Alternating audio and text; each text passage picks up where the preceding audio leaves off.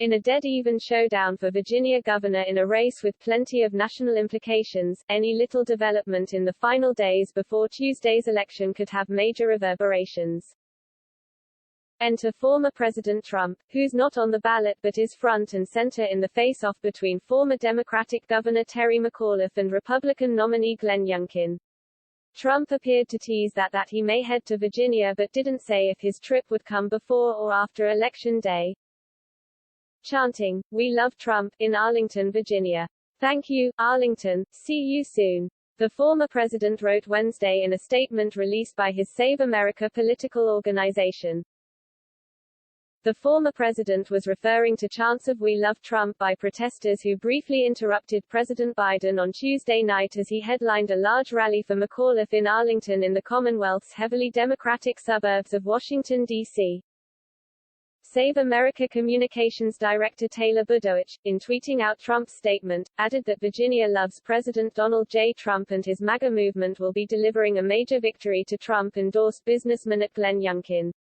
President Trump looks forward to being back in Virginia. Details will be released when appropriate. But hours later, sources close to the former president told Fox News it's unlikely that Trump, who's expected to attend Game 4 of the World Series in Atlanta on Saturday evening, would stop in Virginia before Tuesday's election.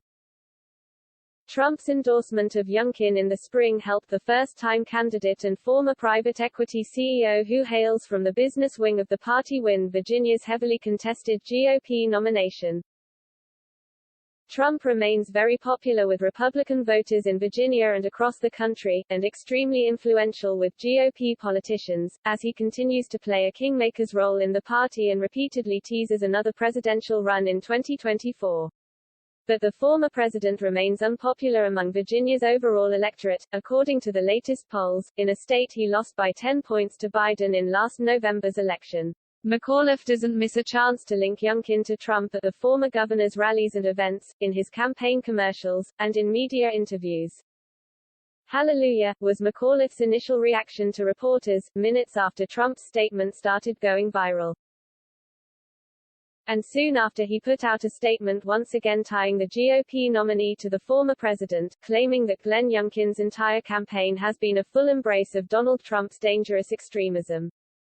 The episode appeared to give the former governor a quick fundraising boost. McAuliffe's campaign hauled in $500,000 on Wednesday, according to sources, which is considerably more than its average daily take during the final days ahead of the election. While McAuliffe's teamed up at rallies with Biden, Vice President Kamala Harris, former President Obama and other top Democrats, Youngkin has eschewed stumping with Trump and other top GOP surrogates in a state where Republicans haven't won a contest for governor, lieutenant governor or attorney general in a dozen years. As he kicked off his current statewide bus tour, Youngkin emphasized that he wouldn't be campaigning with top surrogates and instead would feature everyday Virginians. Youngkin's campaign appeared to be surprised by the Trump statement. The conventional wisdom is that a last-minute Trump rally would have been a political gift to McAuliffe, allowing him to fire up Democrats and break through his party's perceived complacency. But a veteran Virginia-based GOP consultant disagreed, arguing to actual undecided voters out there making decisions on whom to vote for, "I don't the former president showing up would change much. There's nothing new here. He's been a part of the race already, because Democrats have laid out a strategy that made him front and center," the consultant, who asked to remain anonymous to speak more freely, said. "I don't think it would have changed as much with voters that will decide this election as Terry McAuliffe and the Democratic machine would have hoped.